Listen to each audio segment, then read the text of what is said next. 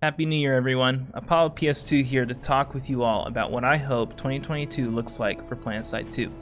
Originally, this video was going to be a top 10 of what I hope to see come to the game in the next year, but that got far too long, so I've split it up into 3 parts. The first 2 being what I feel is urgently needed in the game and what I view as larger meta changes I hope to see. In this portion, I want to talk about other large changes to the game that can specifically help to market the game better, which it hasn't done a good job at doing since its creation in 2012. These are my own personal opinions, but it is important to know that I am taking the viewpoint as half a player of the game and half the owner of the business that is Planetside. This is because I've played Planetside for a long time and want to see it grow as much as I want it to still be fun. Feel free to skip around using the chapters below and share any thoughts you have on my ideas in the comment section below. If you enjoyed the video, be sure to like the video. If you love it, subscribe and turn on notifications as well. Now, let's face it, Planetside 2's marketing has been less than stellar. I'd venture to say that it is borderline negligent if we are being candid. We have a game that was released almost 10 years ago that has operated nearly uncontested in its genre and had very advanced graphics upon release. And what's crazy is that it's still good and still doesn't know how to communicate that.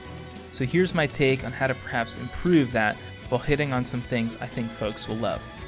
First is something I'm sure lots of existing players are anticipating and can be a great source of marketing material for the game, and that's a refined and redefined Outfit Wars. Last year, Outfit Wars brought a lot of eyes towards Planetside 2. Sure, many of them had already seen Planetside 2 before, but it is undeniable that the marathon of competition brought a lot of players back to the game for a short while.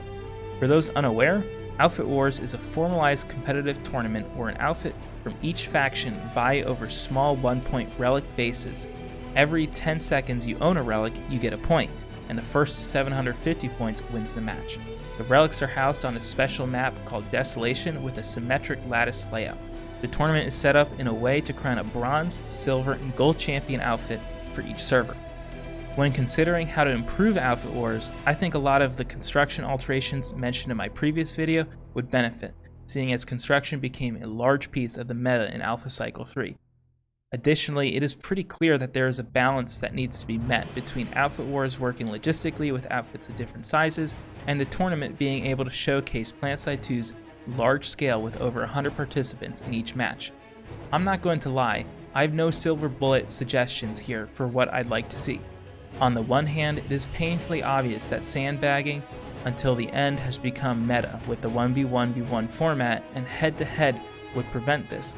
At the same time, the marketability of watching one outfit steamroll a significantly weaker one, which let's be honest would happen 80% of the time, is not too great.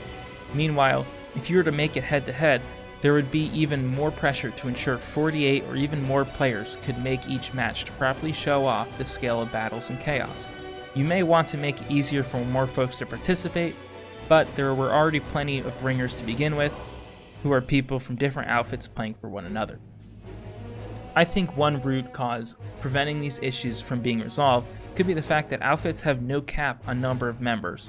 Zergfits suck in so many players that only trickle out to mid-sized or elite skilled outfits, which prevents organic growth for many.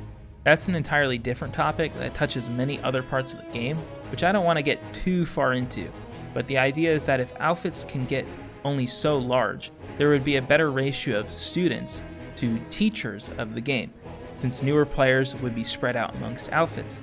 As of right now, most new players congregate together in very few what we call Zergfits due to their friendliness and comfort, stunting a lot of their growth compared to those who go elsewhere. The way I see it, having many outfits with a few hundred players in each leads to outfit war teams that can play at a higher level and make a head-to-head system more viable. This has already been touched on by the dev team with their justification for how teams qualify for the tournament, but there definitely needs to be some design element to push that towards reality if it is desired. One thing I for sure want to see though is the ability for outfits to challenge one another and set up their own matches outside of the tournament just for the fun of it. I think this would really enrich the outfit experience without the need for devs to really be involved. Piggybacking off the last point is another wishlist item, that being additional and specialized combat areas and events. This one should be a bit more of a layup since we already have assets developed towards small-scale competition. We have Desolation and Cold Tier being largely unused to start, sure, But there are also abandoned projects such as the Nexus Battle Islands and the ability to close and open individual lattice lanes that offer easy opportunities to provide awesome gameplay experiences. This actually ties in with my last item, which is a focus on competition overall for the game. Why? Because competition is what makes games popular in 2022 and has been a driving force for growth for some years now. The popularity of battle royales was no mistake. People have been wanting to show how they are the best and or believe that they can be the best for years now. Planetside 2's marketing has squandered this in the worst way by catering to an experience where you feel like your actions don't have any effect on the map overall, even when they actually do. Added to that is the overall feeling of a game that slaps real nice when everything falls into place correctly, but one where all those puzzle pieces seem to fall randomly and almost never perfectly, particularly for new players. It's funny because using the extra combat zone tools mentioned, Planetside 2 can bring something totally new to the market in terms of a competitive MMOFPS that is focused on teamwork and can execute at each level of scale. The largest being live play of alerts on continents, then Alpha Wars matches, then isolated lane smash scrimmages on battle islands or isolated lattices on locked continents. Seriously, just allow for the framework for teams to self-organize in game and schedule a map to be locked each day and their lattices to be, quote, reserved for competitive fighting. I know I'm completely oversimplifying the tech required to pull these things off, but they are the sort of items that can turn a game around and get it trending. Planetside Arena, if not review bombed, was extremely well liked by many outside of Planetside 2's small community because it brought the idea of a 12-man team battle royale and the ability to quickly close the gap on targets to fruition. I believe a focus on teamwork-oriented competition that varies based on scale from small to ginormous could be a massive success for the game and help drive growth. This is also the perfect time. So many AAA titles have fallen flat on their face on incredibly simple things that even Planetside 2 understands well. People are looking for another game to play, and creating an environment where people can measure themselves up as a team with wins and losses, rather than only kills and deaths amongst countless threats in an amorphous sandbox, is a winning formula. So there you have it, my hopes for Planetside 2 and its marketability in 2022. Let me know what you think in the comments. I respond to each one. Do you think introducing pseudo-competitive game modes would ruin the game, or help it? I figure that if the player base has been self-hosting them for years now, it might be time to bring it to life. Also, be sure to check out my other videos in the series discussing both more immediate changes and larger meta ones to the game that I also want to see this year.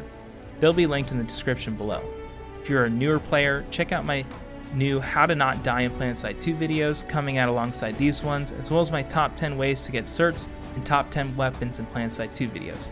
As always, I stream on Twitch Tuesdays, Thursdays, and Sundays at 9 p.m. Eastern, and love to chat about these topics there as well, so feel free to pop on in.